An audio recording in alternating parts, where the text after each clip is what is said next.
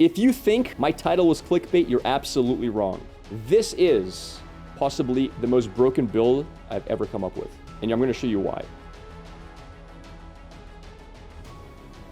All right, so I'm playing Rogue when the game comes out. We're going to be playing Trap Rogue, and I put a lot of thought into this.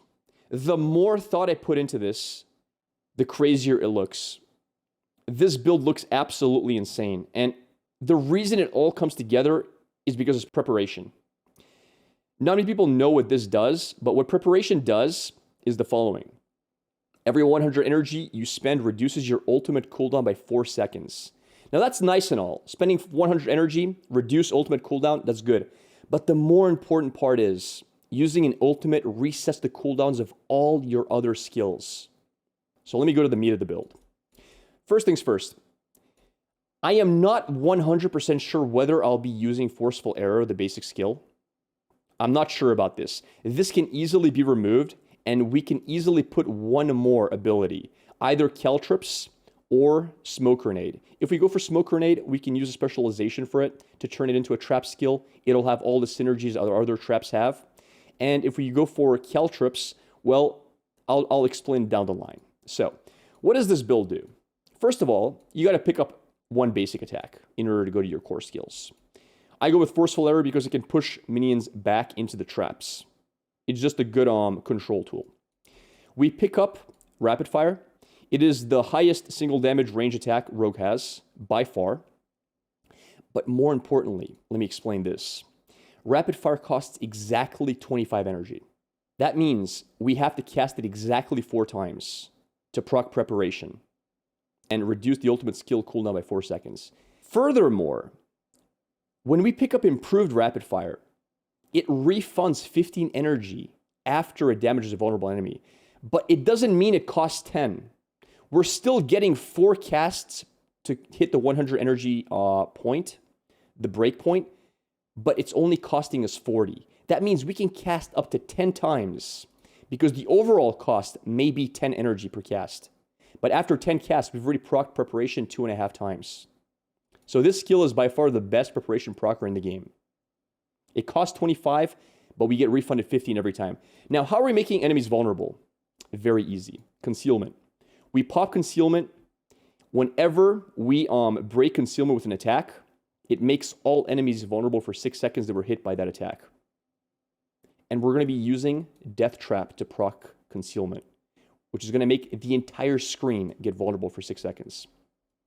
Now, the playstyle is the following, and this is absolutely crazy. First, I'll give you an idea of how much damage you're dealing to elite enemies or to bigger mobs. This build takes advantage of a aspect that makes it so whenever you are invisible, all of your poison traps have 0 cooldowns. That means, in general, when you're playing the game, and let me pull out my favorite tool here. When you're playing the game, you go invisible. Let's say we have an enemy right here. We need some horns, okay? It's an enemy, chat. Let's say we have an enemy right here. We go invisible. We walk up to the enemy. Because of this aspect, we have no cooldowns or arm time on stealth for Poison Trap. And furthermore, Poison Trap doesn't break stealth. Now, Poison Trap can cast up to 4 armed traps at once. So we walk up to the enemy, and we drop Poison Trap times 1, times 2, times 3, times 4. We drop 4 Poison Traps under the elite enemy. Poison Trap damage stacks up. It's a stacking skill. Once we have done this, we're going to cast Death Trap. And Death Trap is a gigantic skill. So we cast Death Trap under him as well. Now, there are going to be other mobs around here. There's a lot of them around the elite enemy. We're only focusing on the elite enemy for now, but all of these will die as well. Why? What happens the moment I play Death Trap? Well, first of all, Death Trap breaks Concealment because this aspect only makes you keep stealth for Poison Trap specifically. The moment Death Trap procs, something really cool happens, and it's a massive interaction. First things first, it pulls all enemies into itself when it activates. That means all of these mobs get pulled into the Poison Trap. These normal mobs are all going to die instantly. They're all instantly dead. This is way too many Poison Traps. Second interaction, because Death Trap procced concealment, everything gets vulnerable within inside of this radius. Everything gets vulnerable here. So you have 6 seconds of vulnerability on all mobs. More importantly though, because of how preparation works, all of my normal skills go off cooldown because I used an ultimate. Well, all of a sudden, all 4 charges of Poison Trap and Concealment are back off cooldown. So what do? Let's say it's a very tanky enemy. The moment you click Death Trap, immediately you go invisible again. What do? Now that you're invisible, you drop another one, another one, another one, and another one. You have 8 poison traps under the enemy. And then you just relax. Everything melts. Everything is dead. The elite cannot stand in 8 poison traps. Poison trap is the hardest hitting ability in the game by far. When it scales up, right now it's 482% poison damage over 9 seconds. When you scale this higher, nothing can survive that. The trash mobs are insta-dead. The elites will melt. Everything dies. This is for a tanky elite.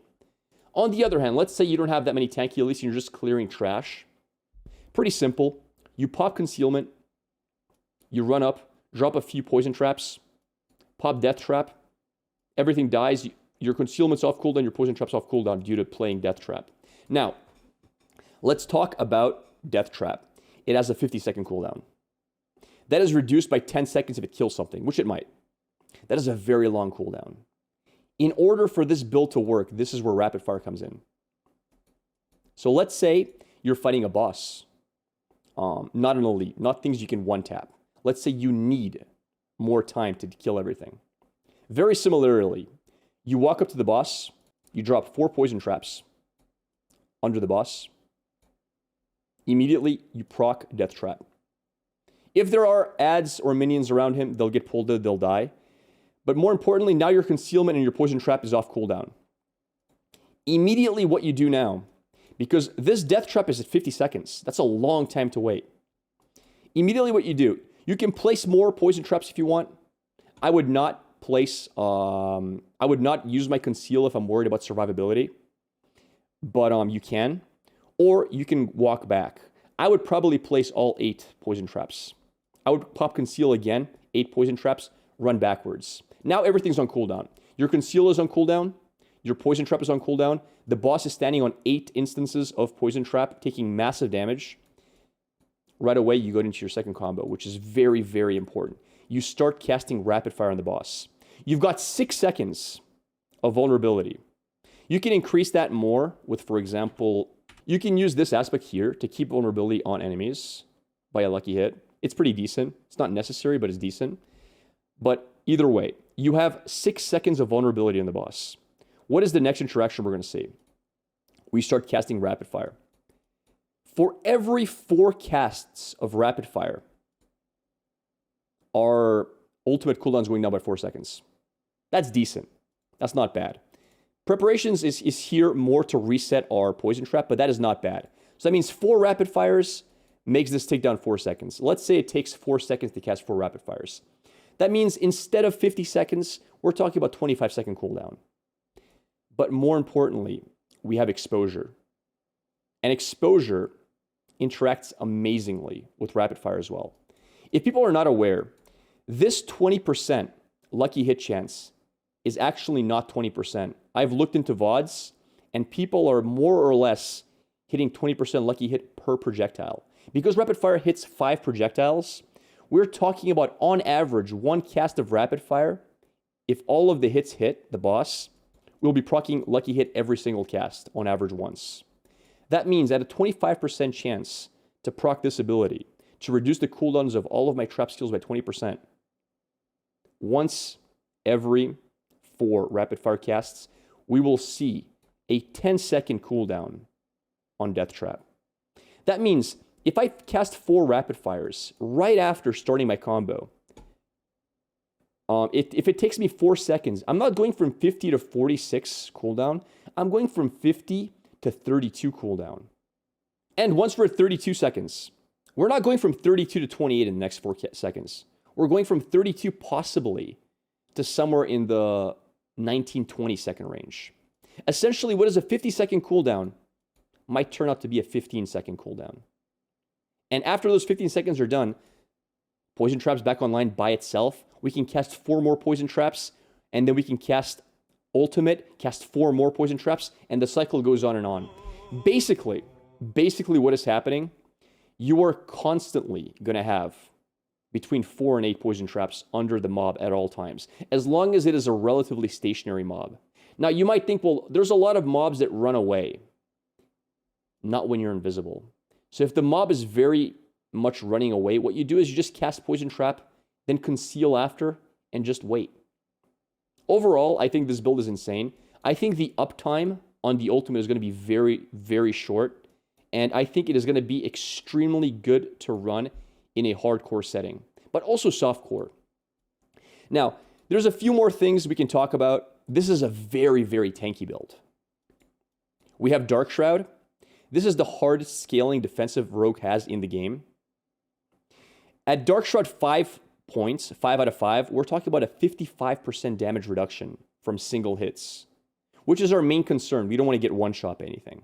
If I scale this to, say, 9 out of 5, we might be looking at like a 70-80% damage reduction. If I go for a legendary aspect for it, like this one, for example, each Dark Shroud gains an additional 4% damage reduction, I think we might be able to scale Dark Shroud all the way down to 90% damage reduction. So Dark Shroud is an insane damage reduction defensive layer. Not only that, it gives us 4%, 20% increased movement speed at 5 out of 5. If we have 5 charges. Secondarily to this, we have enemies that are poisoned deal 15% damage less. All enemies will be poisoned at all times. So essentially everything's dealing 15% damage less. On top of that, enemies that are close combat deal 12% damage less. We have such massive damage reduction, I am pretty sure you can tank anything in the game, at least for 1 to 2 hits. So this build is excellent.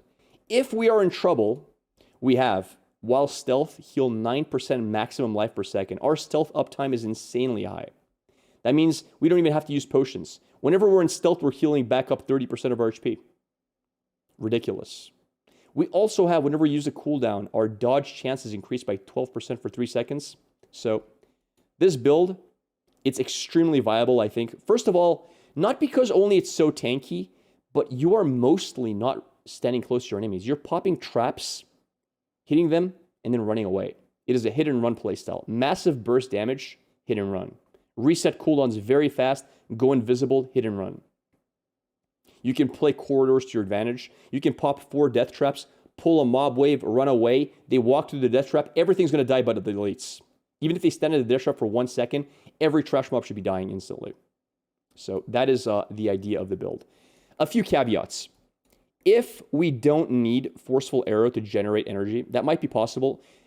Our rapid fire might be cheap enough to never need to use Forceful Arrow. We can make the build even stronger.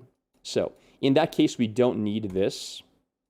And we would probably need to cut a few more points here and there. I personally like haste. Permanent 15% movement speed is great. But we can cut that out. We can cut this out. This was only here for the haste. And now we could go, for example, into Smoke Grenade.